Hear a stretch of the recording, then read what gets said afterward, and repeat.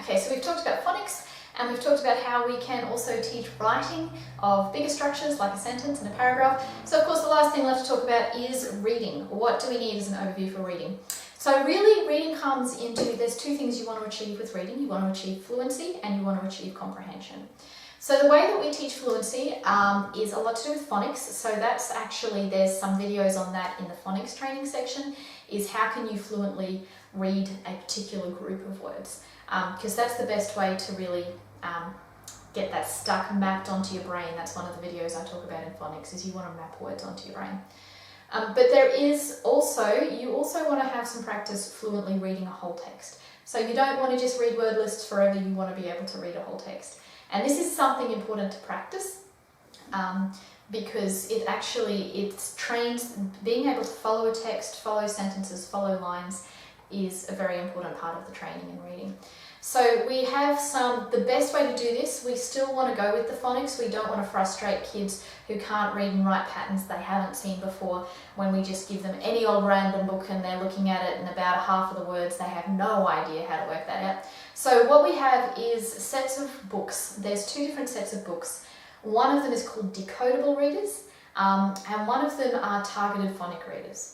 So to start with, the Decodable readers are sets of books that step up one level at a time, and they just introduce one new rule, one new set of words at a time, and that way you can slowly step kids through the Decodable readers without them coming across, in theory without them coming across any words they don't know how to read or write. Because they all follow different sequences, it can get difficult sometimes. Sometimes you come across words that have been learned in one sequence but not in another, and you'll have to help kids with those. But generally, the decodable readers, the idea of them is if you find the level that your student is up to, they should actually be able to decode all of the words in that text, and that's a much more pleasant, less frustrating experience and much better for consolidating the concepts we want to consolidate when they are doing lots of practice decoding words, sounding words out that they know how to sound out, instead of getting frustrated with words they don't know.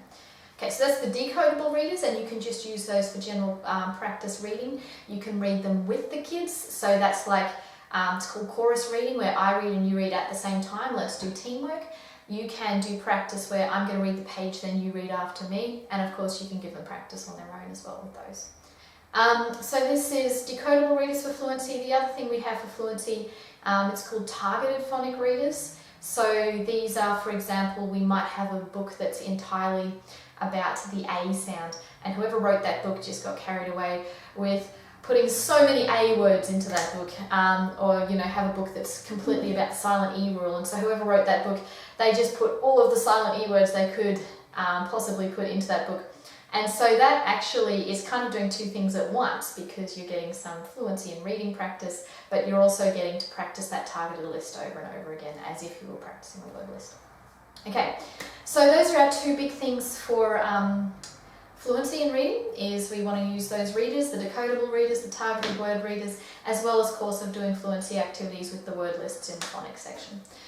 The other part of reading that I talked about was comprehension. And the important thing to know about this is it comes after fluency.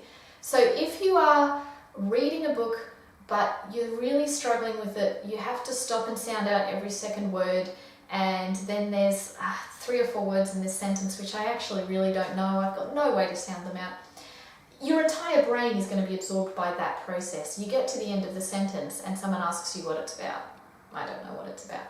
So the number one thing for comprehension is achieve fluency. Don't ask a kid to try and comprehend a text that they can't fluently read, because their brain is absorbed with decoding and trying to read the text.